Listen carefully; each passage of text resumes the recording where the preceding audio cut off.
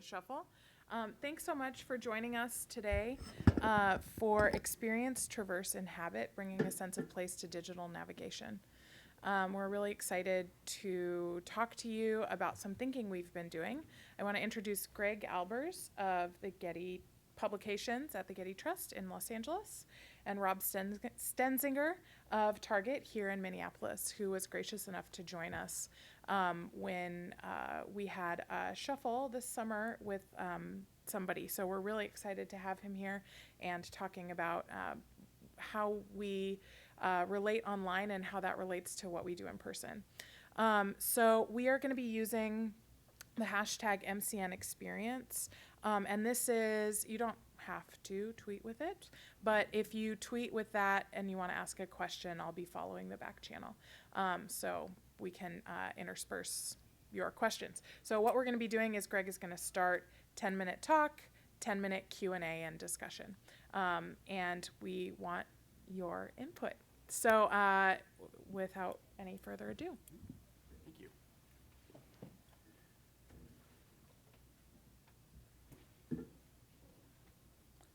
Okay, hi everybody, welcome, thank you for coming. As Emily said, I'm Greg Albers, I'm the Digital Publications Manager at the Getty.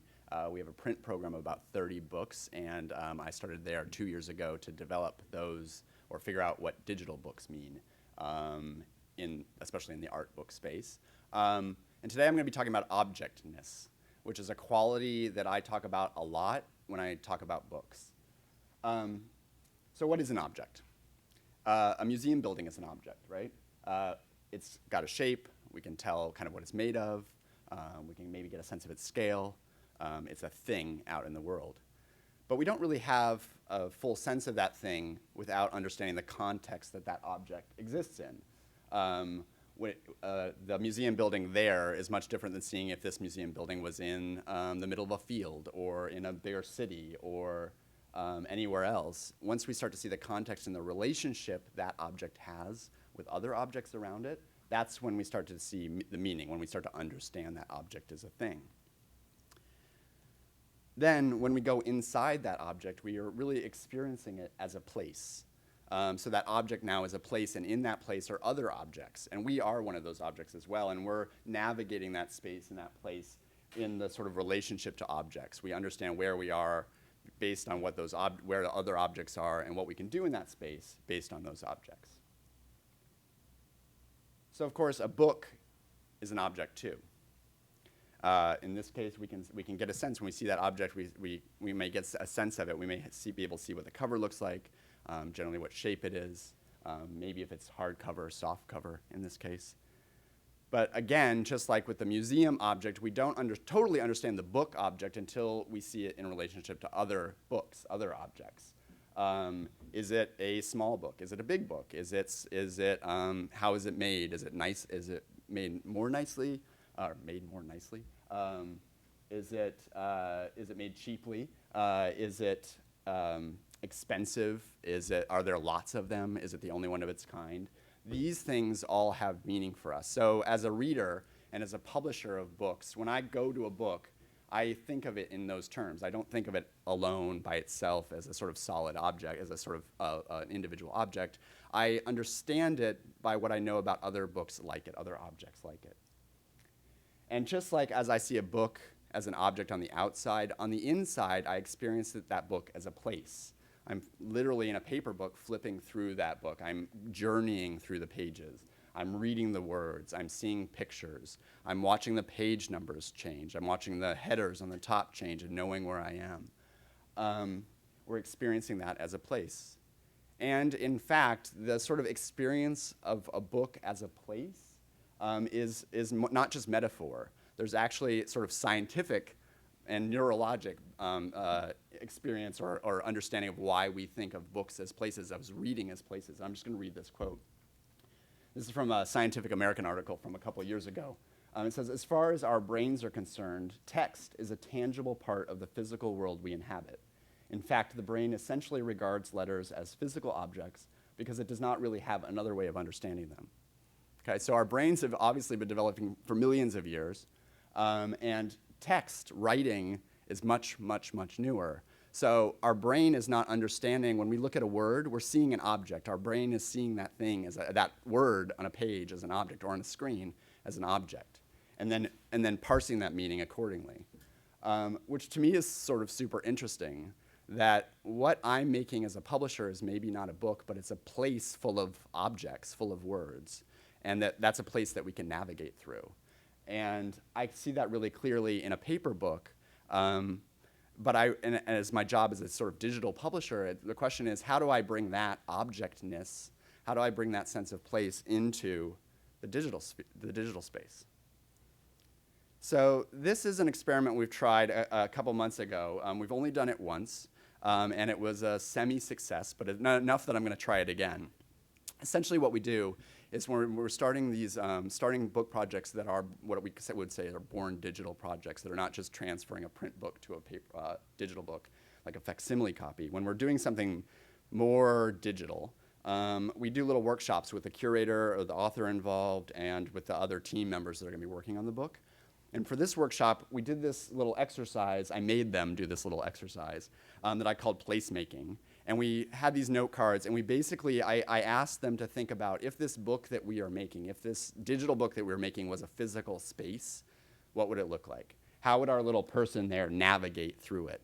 And for me, that's about, my idea was, if there's a person in a room, they can only see so many things at one time, right? And what can they see? And what does that mean to them? And how do they then have a sense of what's around them, of what that place is?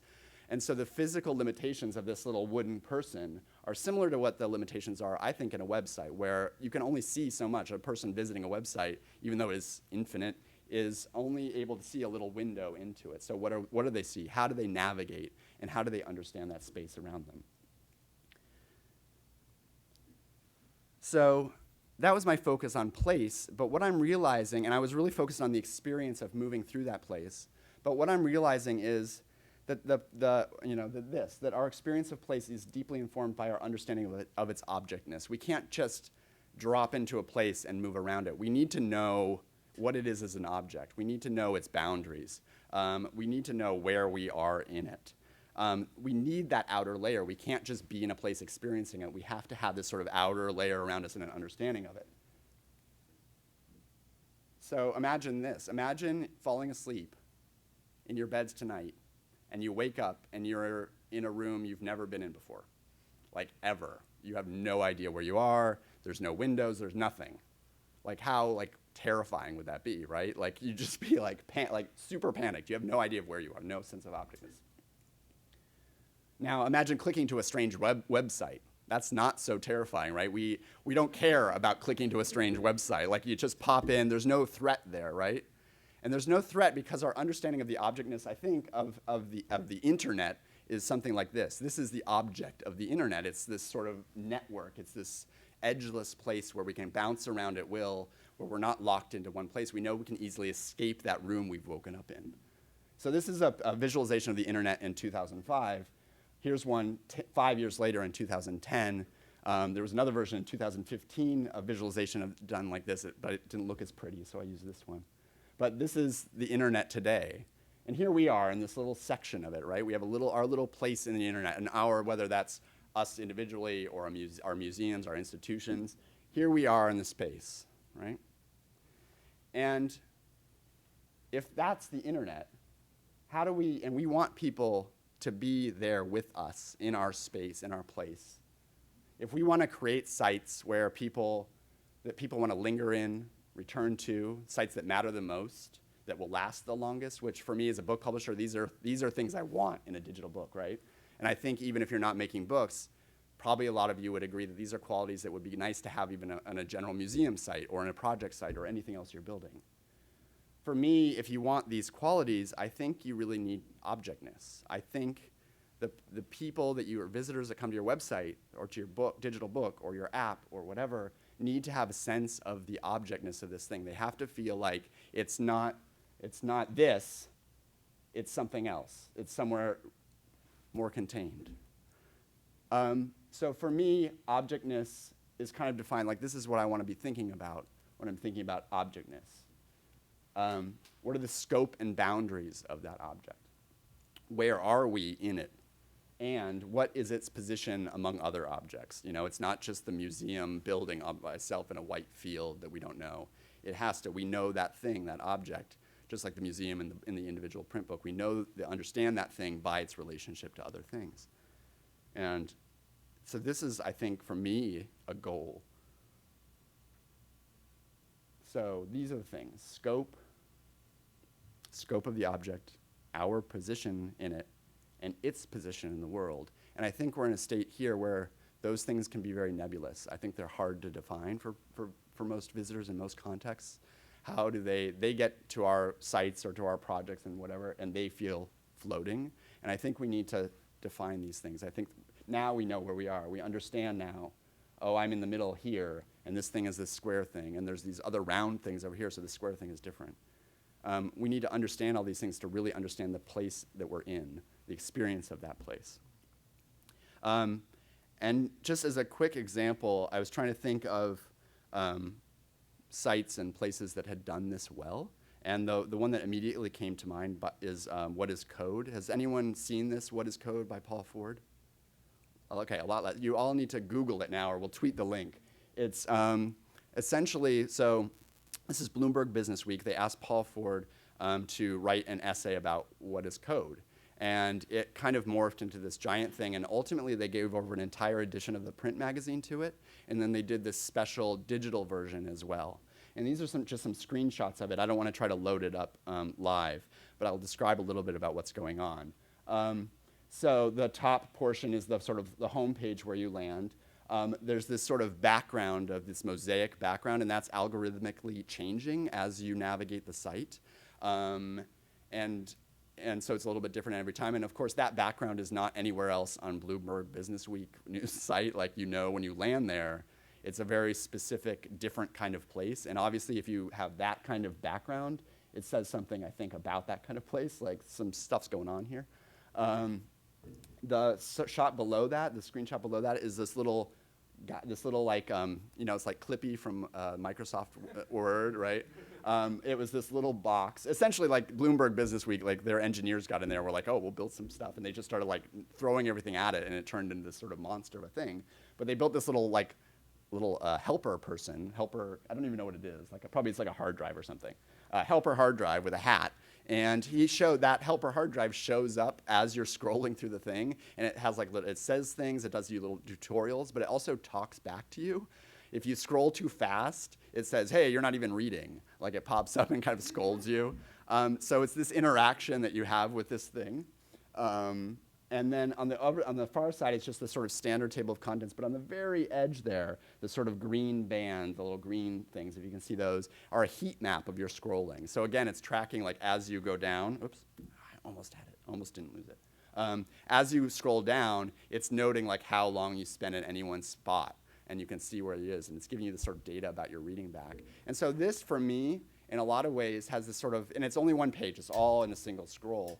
And for me, it has this sort of starting of a sense of objectness, because it is different, because it is tracking. I have a sense of where I am in it, and because I can move around in it, and I have this person, this funny little guy here, sort of with me. I think that wasn't part of my presentation, but I think it's maybe part of being a place too. So I stuck that in there. So last thing, I keep flipping to that other question slide. So this thing was made by, of course, dozens of, along with the writer and the editors and everything, it was made by dozens of different coders. And so that's sort of the question I'm at now, and we're at the Getty, like, what do we do? So for me, this is the sort of question I'm ending with. What tools can we use or make to help build objectness into our projects, you know? That's what I was trying to get at with the placemaking exercise with the note cards and the little guy. Like, what can I do to help authors and designers and other team members who are working on digital books start to think about the objectness and the placeness of a thing? And that's it. Thank you.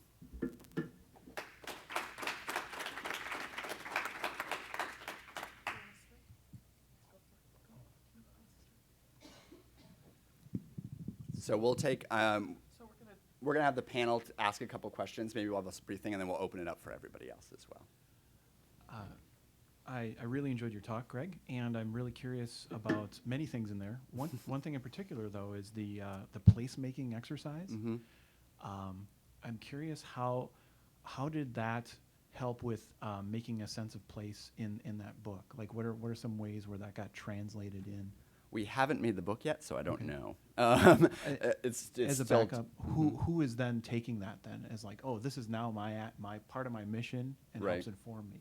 So the main work of the book is done by our developer Eric, who's in the audience there waving. So it's on him to make good on my crazy ideas. But no pressure at all. And I don't know that, and I think we'll see how it plays out. And I think so along with Eric, who's doing the sort of coding and design of the thing, we also work with we'll be working with the editor of the book as well and one of the curators, and they'll be kind of continuously involved, and they were involved in that workshop as well, which I think is important to get the people who are sort of, and I like having that small team, but get those people involved early and often, of course. And I think that it's almost less to me about like Eric's job will be to translate specifically more, but I think the other members of the team, I'm hoping will have that in their head too, so they'll be thinking through that, like so the decisions we make can maybe be based on that idea of that place, and like I can maybe go back to that and say, no, we promised to build, and we called it like the table of contents fountain in the middle of this thing. So anyway, we'll see how it plays out, though. I'll let you know. Cool. Yeah. Thank you. Yeah. Thank you. I wanted to ask about how you are working with or talking to a potential audience as you're sort of thinking through some of these ideas. Are you guys trying to tackle this as readers? Are you trying to talk to anybody else? Like, what's your bent there? In terms of how we're developing our process and like other people doing similar things, and Or just like who you're talking to start to flesh out some of these ideas in terms of like who you see as your end person navigating that digital space. So in terms of the end person, the reader, we've started, and we're only on the earliest stages of this, but we've started doing some design thinking process in our work. In a print book, I think we have a sort of long tradition of making print books, and we don't really need to think much about our reader, which is terrible to say, and we actually do think about it, but it's more like it's intuitive for us when it comes to print books, because it's a format we understand, we know what it's going to do, readers know how to operate a print book. The decisions we make are small ones about paper, about cup bindings, about sizes. But for digital books, of course, they can be anything. As long as I'm not doing a facsimile version, which I'm not super interested in doing, it can be anything a website can be. And so we're using design thinking to go and do some interviews with scholars and curators and librarians to get a sense of what they're expecting and what they're looking for and how they would use these things. So we come into the workshops that we did with the placemaking with those sort of personas, those personalities and ideas and needs in hand, and we present those in those workshops. The trick too with digital publishing, I think, and maybe with a lot of projects, is that it's a sort of chicken and egg problem. We don't know what it's going to look like. We don't know how to say to someone, this is what we could do, like to a librarian who we want to know about, how would you use this book? They were like, well, what is the book? And like, how am I going to, like, there's a lot of questions about not knowing what the end product is, and the people who are making the end product don't know what the content or need is because of that, and so there's this sort of churning. So we're trying to work through that too.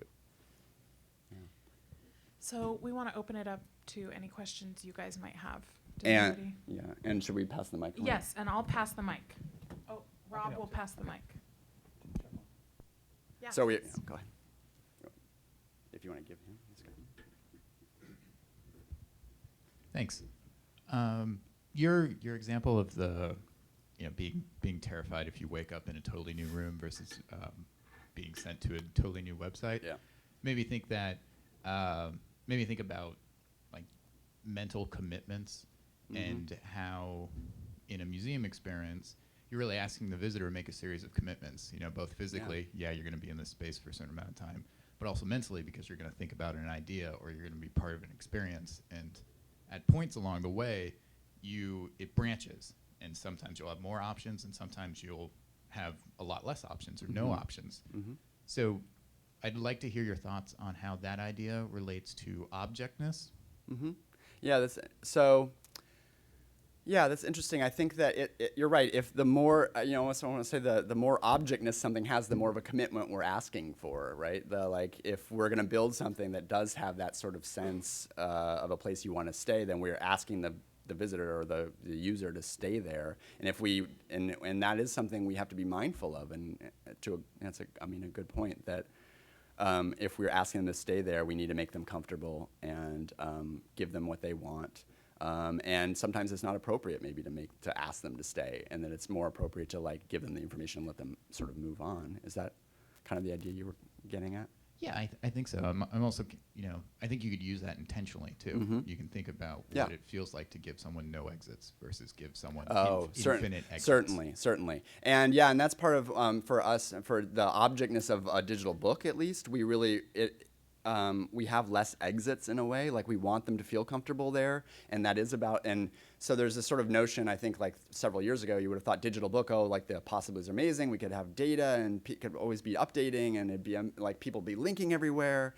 And I'm sort of becoming more traditionalist and thinking, no, we actually want a space where there's a pause and there are less exits, and it's more about coming into that and just experiencing and asking a lot of the reader, but hopefully giving them a lot back. So that's definitely some part of our thinking is controlling that and thinking through that and making those decisions intentionally. Yeah, that's great.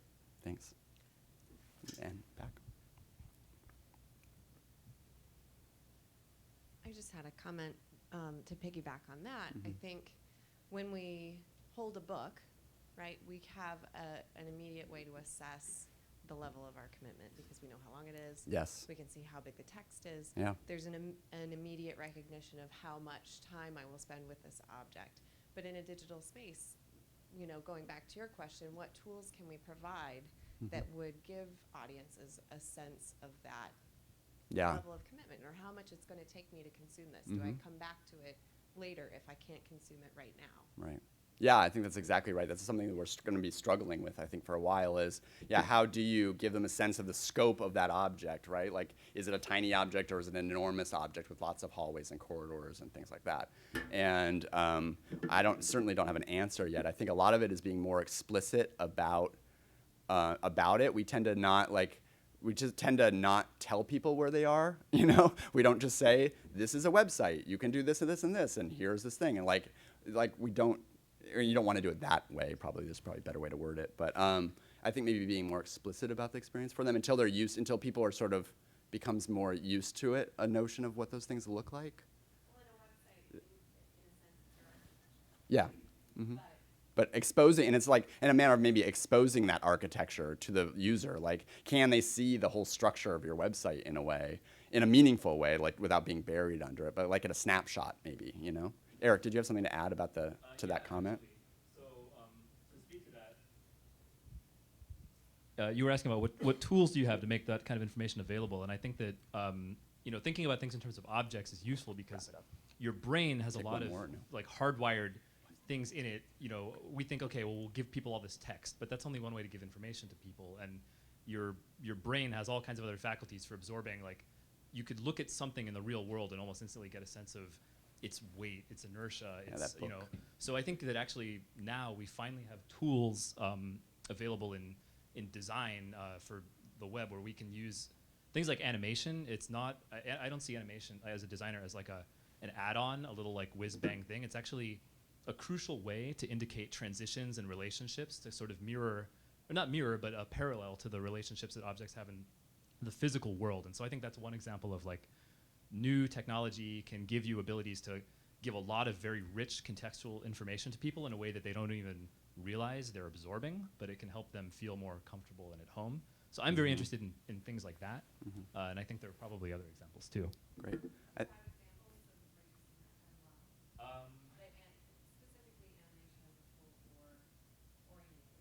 think, okay, so things like Flipboard, I think are really cool. Mike.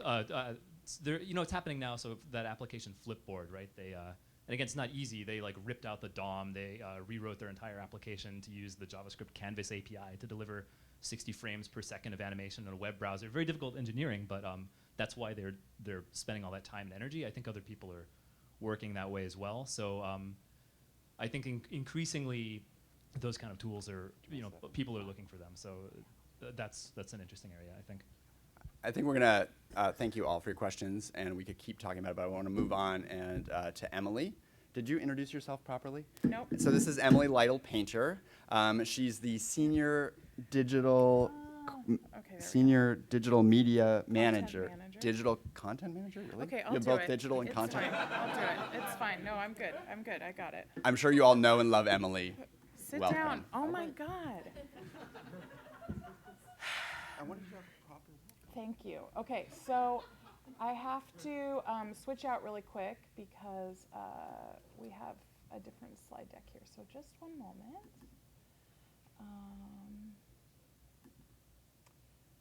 Present with speaker notes. Nobody look at my speaker notes. Okay. Oh my God.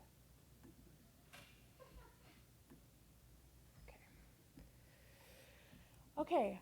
Hi, I'm Emily Lytle-Painter. I work at LACMA, and we are talking today about what it means to experience the web in a new format and how we move through it. So I've spent a lot of time in my own work observing both gallery visitors and looking at the way that our visitors move through our websites. And I've noticed a big disparity between the two. In my opinion, museum websites are by and large extremely limited in what they offer. And we currently use our websites primarily for basically visit information. And our primary goal is to convey that efficiently. So if that's the case, why are museums themselves physically not limited at all in what they offer for us to experience? And how can we aspire to do more of that online? So think about what you experience when you enter a museum. I mean, I hope all of you have been to one before. And if you imagine the richness and the varied and overlapping experiences you can have there. I know you can do this easily. People love to be around museums. So that's part of why we have indoor spaces and outdoor spaces and seats and restaurants and cafes and art and outdoor sculpture. And each visit is inherently a multiplicity of experiences so that people can navigate through the space on their own and create their own experience. I am lucky to work in a place that's particularly great setting for this. We not only have beautiful weather at LACMA, but also something like 27 entrances and exits to our museum. So we are incredibly porous, which creates a way for people to move through and curate their own space between being indoors with our museum and interacting with our outdoor spaces as they want as well. And I think that this really creates a way for people to make LACMA their own. But many museums have yet to replicate, and I'm sort of talking largely or theoretically about the field and not LACMA specifically, have yet to replicate many of these mission-based activities and experiences on our websites. So this is the dilemma. We're primarily using them for sharing info. And once we meet that first need of basic visit information, then what? I'm sure a lot of you have looked at your website data, and your visit page is your #1 page hit. I would actually even go a step further than that and say with the Google caching, they don't even hit our visit pages anymore. They Google LACMA hours, look at it there, and shut the window. So why are they going to come to our website? How might we offer a better, richer, wider sensory range of experiences online? If there are a variety of ways to move through physical museums, how do we help our visitors have experiences in our websites that mimic or complement what they're doing in our physical spaces? I also have come to this realization that with the rise in considering web metrics as a part of how we measure visitorship, is a web visitor who only looks at our hours should they be counted as a visitor? This is the way that if we are looking at, 1 million visitors, 5 million web hits, is that false? So if a visitor walks up to your ticket office, looks at the wall, turns around and walks away, are you counting that person? Is that somebody you would consider to be a visitor? I don't think so. So we're preparing, if we are better preparing them for a wealth of experiences with a digital backbone, how are we approaching that? So websites are evolving, and they always have been, and we are continuing to tackle these, and we have some wonderful people in the audience who have been working on that. I was thinking of this, it's funny that we're both using these NEST terms, but I was thinking of this in terms of the web acquiring a placeness, and really trying to figure out how this placeness is coming to the web. And think about being on Facebook. What did you do last night? Well, I was on Facebook. This was a defining feature I was thinking about. But I had a brainwave last night and changed all my slides. It's actually places acquiring a webness. And we are seeing the breakdown between what is happening when people talk about the web. It's no longer sitting in front of a screen or a computer. So everything we do is permeated by the internet now. You carry the web with you everywhere you go, and it seamlessly pulls and synthesizes information from us and to us as we move. It's not a destination, it's connective tissue. So let's look at some examples. The first one I have is Arcade Fire's video, The Wilderness Downtown. And this video utilized Google Maps, and you entered in an address of your choosing. And then it overlays footage of that address from Google Street and Google Earth into different screens that are layered on top of each other as this music video plays.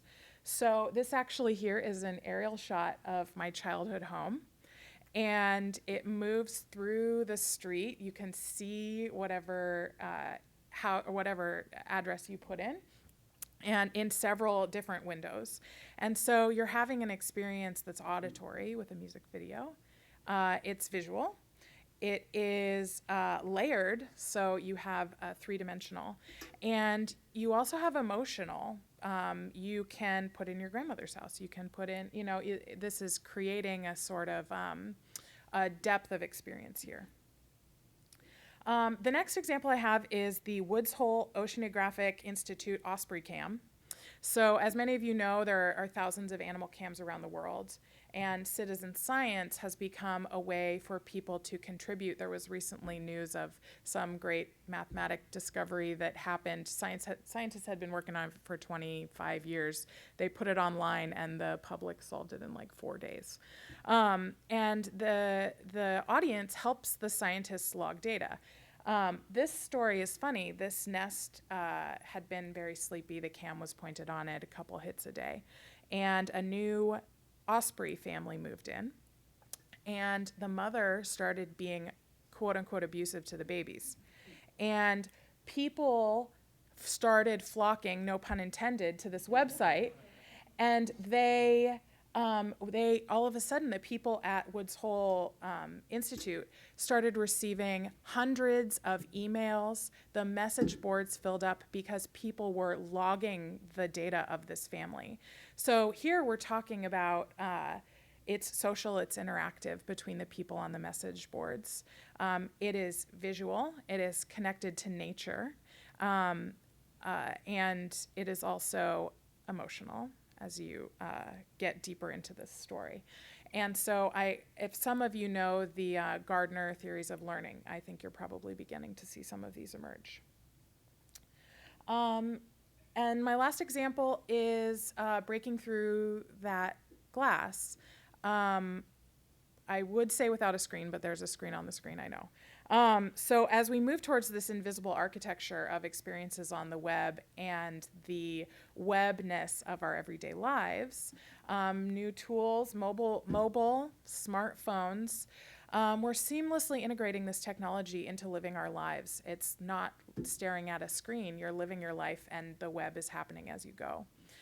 We navigate the real world, and the web happens in the background. So this is Runkeeper. You put it on your watch. It tracks your heartbeat and your run time and your distance as you go and logs it into your Runkeeper data and keeps track of this as you go. So it is an integrated space that's happening with less static between you and the web than ever before. It's physical and tactile, living in your everyday world, and also intellectual information about knowing yourself.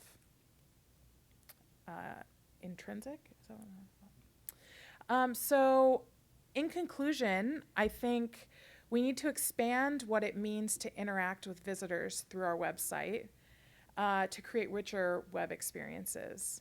But we also need to consider how to expand our own webness as museums so that our websites start meeting visitors where they are instead of where we want them to be. And I've sort of flipped those two around into questions for the discussion. Great, thank you. Oh, do we talk now?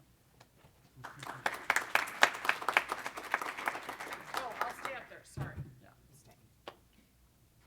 I'm staying. So the first thing, what I think is really, I grabbed onto, there's a lot going on that I was really interested in, but the thing that I was grabbed onto was this notion of the porous architecture of LACMA as a physical space, and you said that that was a way for, it creates a way for people to make LACMA their own.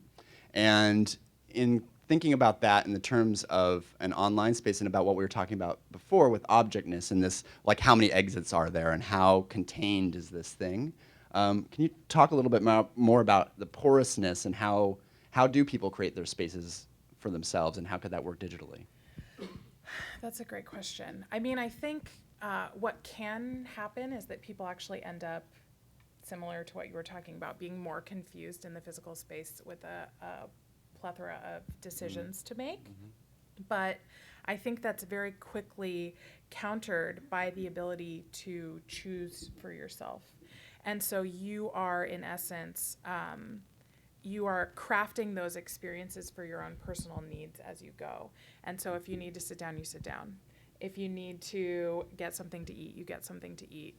I'm not hungry or anything, but I that you are able to sort of respond to your own needs instead of being put on a path to move through a space, physical or digital, that is prescribed for you. Yeah, but comfortable then, they just have to be comfortable enough to get over that initial hump of like confusion and wondering where everything is and that kind of thing. And so it's that moment. That's like the next rub, Yeah. you know, like, okay, so let's address everything we've presented and then we'll like figure out how to do that next little thing. Yeah. That's interesting.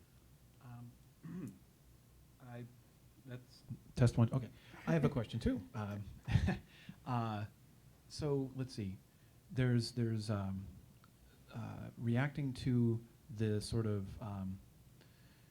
the proliferation of different ways to experience the museum.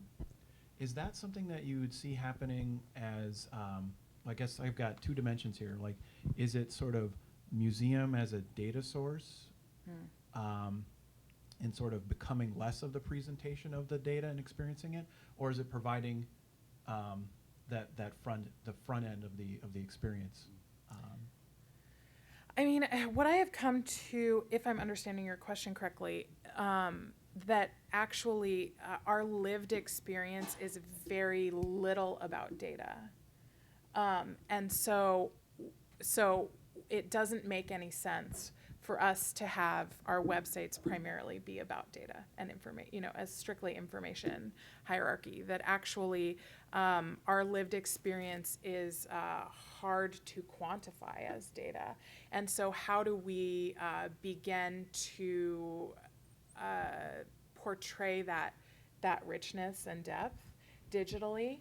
Because it's not about information when you're in the physical space of a museum. This is something that the field at large has talked about for a long time. How do we quantify those moments of bliss that happen in museums? They're almost religious, spiritual, emotional. Do we have any questions in the audience? Nothing? Yeah, I know. Someone's got one. Yeah, warm up.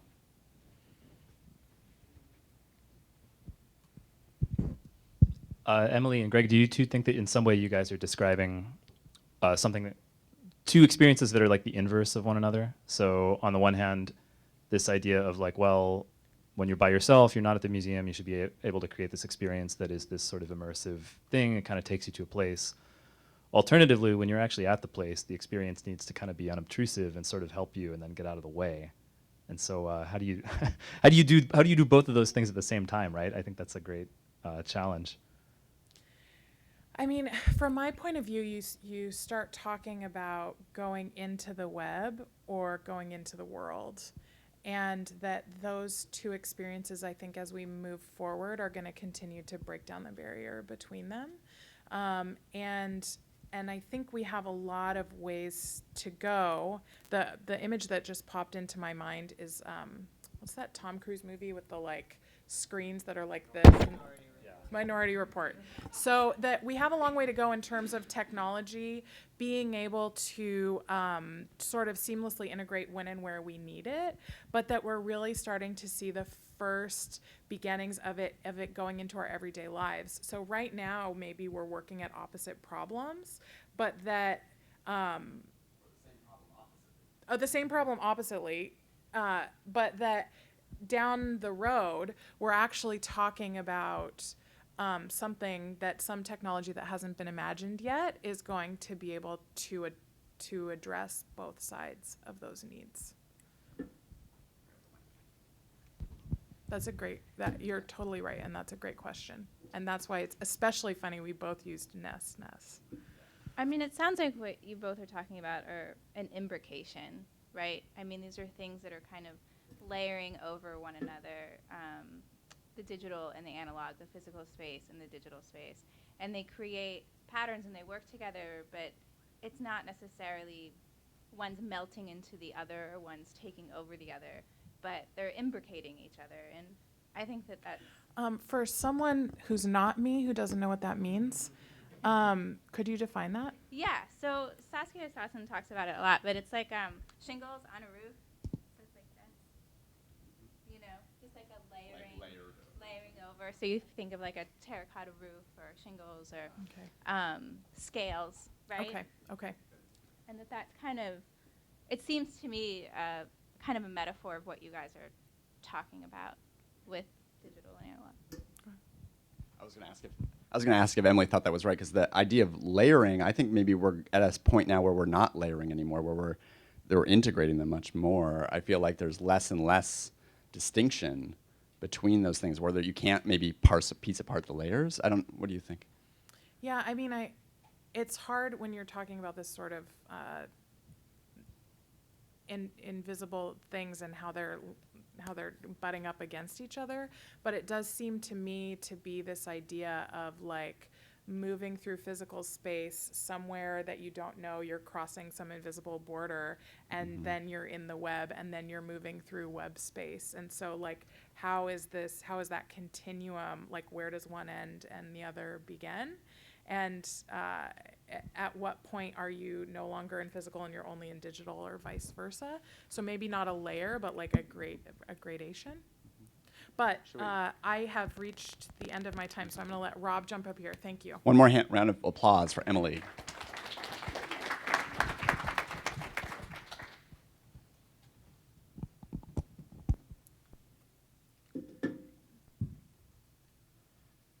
Okay, so hopefully this builds upon Greg and Emily's thoughts. The kind of their sort of topic from, central topic, hitting it from a couple different angles. Maybe this is the third dimension coming in, but building on the theme, but exploring a couple of different questions, like where does a sense of place come from?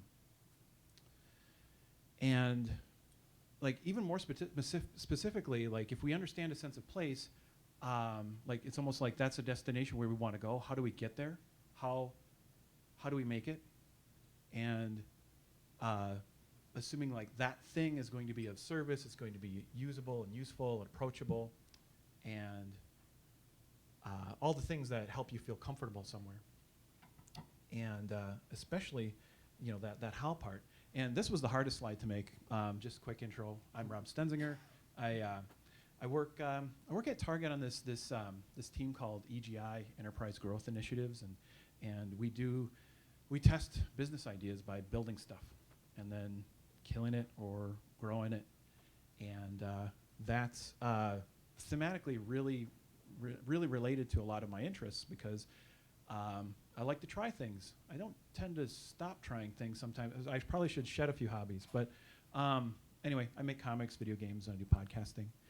And I think that it all sort of fits into the whole learn things by building things and seeing how people react to them kind of stuff. But back to the who and that sense of place, right? So whose job is that? Is it the designers, right? So they define a sense of place. Is it the funders of a project? They have a vision. They know where they're going. They're the auteur or what have you. That's where the sense of place. Or is it subject matter experts, right? Someone who's just like, no way, I've been studying this a long time. I know the place. How does that happen? And so what I want to hear your reaction as I share through this stuff. I propose it's everybody. Involving your audience helps you co-create an experience. And co-creation is this thing that it pops up in various forms and has for many years now. I'm doing some digging, and I didn't read the entire article, but read enough to be like, yeah, I can put a link into this. There's a Harvard Business Review article written in 1979 that talks about the innovation that can be gained and the insight and the relevancy that can be imbued in a business or your products based on involving the audience in making it. So, and you see this very commonly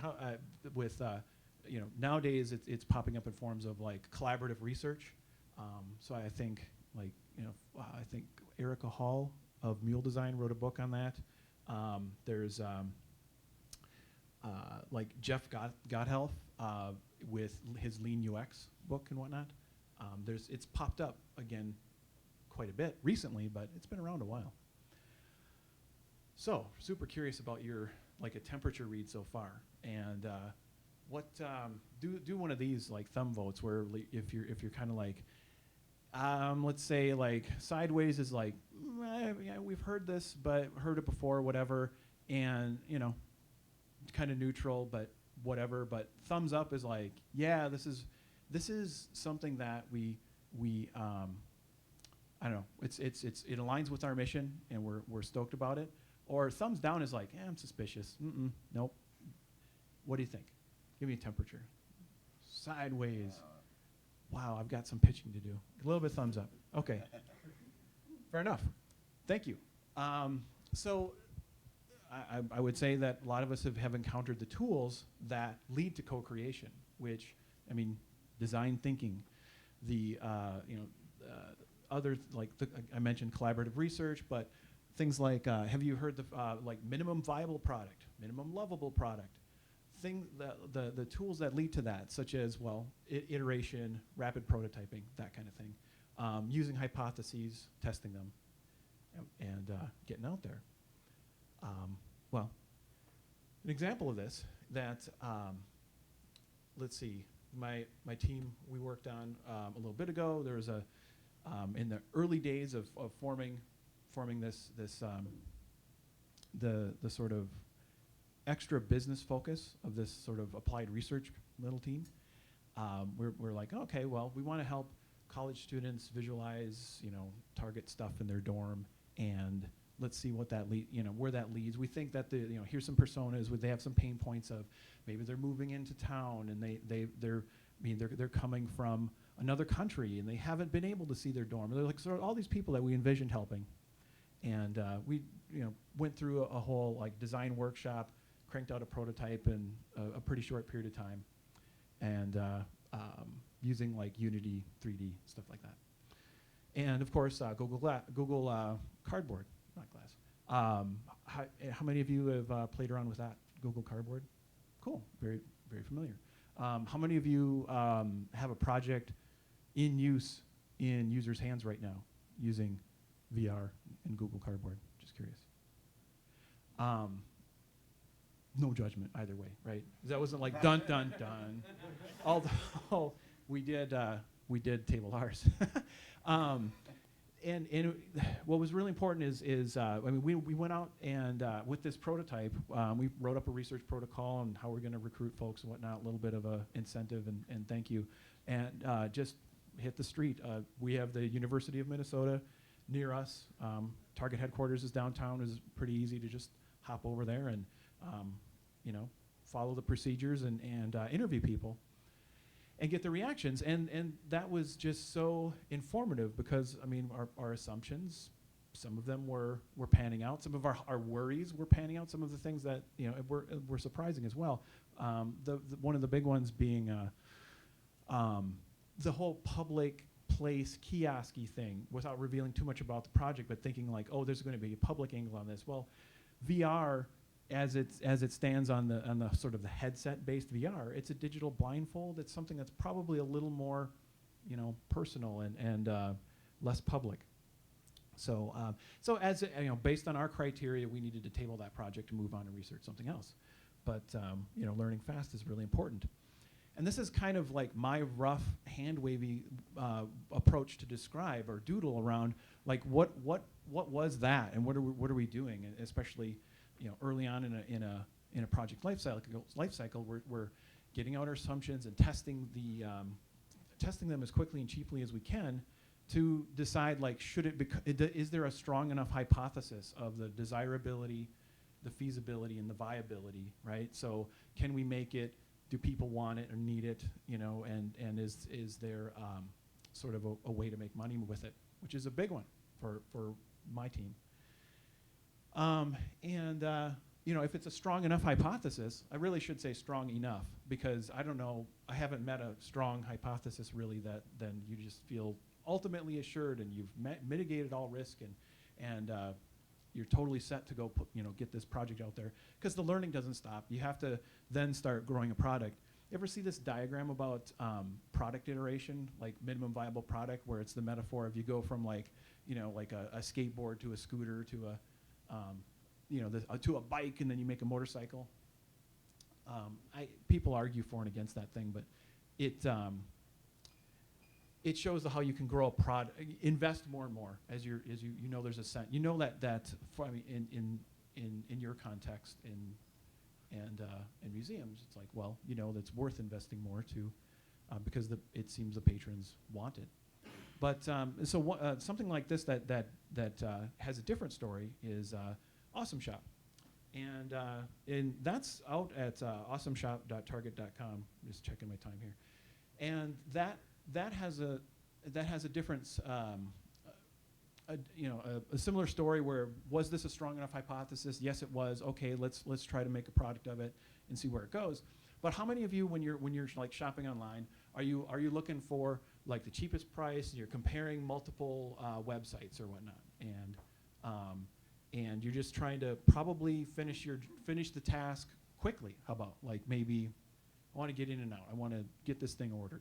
How many people want to do it quick? So most of you hated this Awesome Shop, but there was some who actually enjoyed it, and that became the crux of our persona as we observed this different behavior, because it created these buckets where there's someone who was out there for the delight of shopping, and they wanted that kind of window shopping experience. So we realized that if we are going to continue, there better be enough of them, and this is who we're making it for. And knowing that we're purposefully not making it for the efficient person. And so we had all sorts of things to research and figure out, where are we getting the data, and how is this, all sorts of things making is the project going to be, feasible, right? So, but we did that, we iterated, and it proved its value, and it's out there, and it lives on, right? So that went beyond the team I work on, and there's a different team that takes care of it, in this sort of like that sort of product management approach, Scrum and Agile and all that. So anyway, it keeps going. awesomeshop.target.com. And so here's this is another way to say that the tools you're familiar with help with co-creation.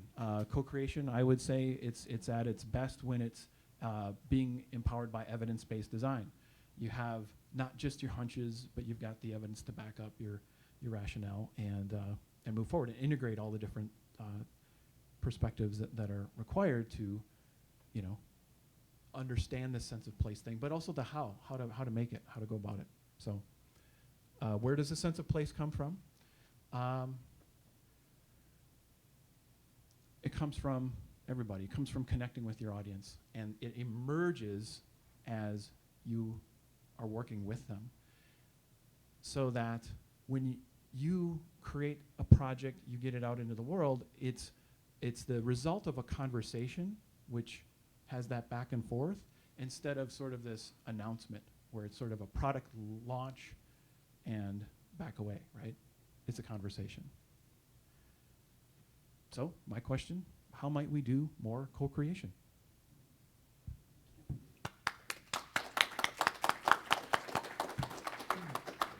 So I have a question. I want to talk a little bit, or I would like to hear you talk a little bit about the connection between the experience in the store and the experience on the website. And yes. And sort of how you're looking at how people are moving through the store and not moving through the store. I mean, Target is like a wealth of information about that, but how are you using that to inform your process? Well, let's see. There are volumes and volumes of that kind of data available within different teams at Target. So it's a matter of first primarily understanding your users. What's their motivation? Because there's a commonly shared sort of profile of like who is the target guest, right? And that creates this really well clarified, design target to work with, like or a set of design criteria. But then you can bolster. There are resources. There's lots of data from anything from purchases to web traffic, et cetera. And as far as integrating them across both physical and digital, it really depends, because for some projects, it's a matter of like my team, and what I would propose is setting aside the larger, if that was an ambiguous, difficult question, I would like to just get it into the world and then observe what people do with it.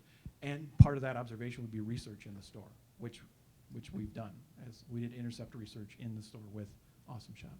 So build it, see what happens. Awesome Shop. Before I take a question, I just want to see, since we're on limited time, if anyone else has a question there they'd like to ask right away. Otherwise, I will get to.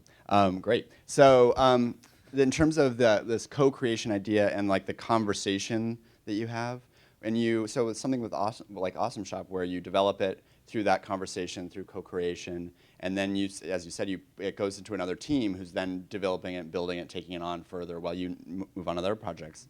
Does that other team, or do you have plans to revisit that conversation, or does that conversation at that point, when it's moved on to sort of a bigger target product, kind of still? So if I'm hearing you, it's almost there's kind of that handoff, and the Yeah. conversation continues, or what have you, or is it continuing? Is it continuing? Yeah. And that kind of thing. Mm-hmm. And I would say that it's very much like, not that this is whatever, I'll make up a metaphor. It's almost like in the second season of a TV show, different writers came in, Mm-hmm. but these writers were well informed by the body of work that happened before, and they've carried it on. Mm-hmm. So it's in their hands. And the conversation in their case is very much audience driven, and so maybe the TV show. So they're using some of the same methods that you're using. So even though you're in sort of a Yeah. protected space to like develop new things, they're also using the similar techniques, and it's not something that you're like a little skunk works in there that only you guys do these crazy things. No, not at all. Right. Like Okay. those practices are spreading. Yeah. Yeah, Terrific. and it's just a matter of like that. And when you apply them to this, it's less about like that early conceptual validation of an idea or proving a hypothesis, Mhm. that to say yes, it's worth making into a product. Mhm. It's saying it's just carrying on the conversation after it's been proven. Yeah. Yeah, let's make a product out of this. Great. Anyone else? I have a question not about co-creation. Okay. Yes, you can deviate. Well, thinking, in general about this sort of sense of place, a web sense of place that we're trying to describe, like something about the Awesome Shop kind of triggered this thing for me of like that the Awesome Shop itself is sort of this wonderful, clear place, and as soon as you click view details, you're just in like, oh God, I'm on a product page, and there's the cart. And this is exactly something that we deal with in museums all the time, because we build these like really beautiful interfaces to collections, and then once you get to that point of view details, it's like, oh, it's a Tombstone record, and who cares, and this gets back to Emily's question of like, so what? Yeah, and so I wonder, from a sense of establishing place, to me it feels like you kind of suckered me in with like a great facade, but you hadn't renovated the rest of the house yet, and I don't know if I have a question, and that's more of a comment, I guess, but I wonder if you might comment on that further, anyone from the panel. Briefly, I mean, I can validate what you're describing. That's definitely a problem you face, because how far do you go to create a sense of place? When is it created enough? And yeah, you bump into rough edges where there's no more place, or the place is awesome in one place and not in another, and they connect. The not awesome shop. Yeah, the not awesome. I didn't say it. I don't know if I have anything to add to that. I totally agree though, but I wouldn't want us to not develop these facades and these things, because I think hopefully they'll affect the rest of the site eventually, right? But it would hate to see like, oh, this Awesome Shop is great, but we have to renovate the entire site top to bottom to make it a seamless experience. We need to have these moments where, yes, it's great here, and if it continues to be great, then maybe the sort of larger organization, if it was a museum or Target, can say, okay, let's take these principles and integrate them everywhere. I don't know. But also, I mean, to that I would push back, and I would say, if your sense of, if your goal of kind of creating a sense of place is primary, then that defines what your MVP is, right? I mean, like, if you're saying, well, our sense of place is primary, that means that the experience from interface through to, the details of the thing, that those should all feel contiguous with one another. Then what you're talking about is probably scoping down the overall content as opposed to integrating it with this whole content store that you already have, right? So, I mean, I guess it's more a question of sort of like, what do you value first? Is it like this really great interface that our team wanted to build, Right. or is it establishing a clear sense of like, this is where you are when you're here and doing this? Would you feel better if the place, to keep using Awesome Shop, like if that were a separate building that you could go to? Like if you had a sense of like, I'm in the Awesome Shop now, that pointed me to another place over here where I have to go to buy it. Like if there was a different transition between those things, if there was a middle ground? Yeah, maybe. I mean, because Awesome Shop almost feels like a really cool test kitchen. Okay. Yeah, I mean, and it's like I almost sort of wanted it to be its own kind of weird, quirky thing that didn't make me leave. That's Yeah, absolutely. I mean, it's I think that difficulty leads to a bifurcation in like what does the culture believe in? Does the culture believe in the sort of eventually everything will be awesome, right? And it's okay, so it's okay to do something small that's awesome, or do we have to do only epic, all at once awesome universes and those are really hard to do. And I would say that those impede co-creation because there's so much risk that typically walls go up and big industry does big things and without talking with people. And can you imagine like a museum saying, okay, we want to do this. We want it all or not. Like we want to scale down the scope and have this own little thing over here and not connect it to over here. Like having like a shadow museum website, like that wouldn't. That you'd get pushback on that too. Like it would be hard. Like that would be the option, right? To have Awesome Shop it's on its own retail system and only sells those things. You'd do it.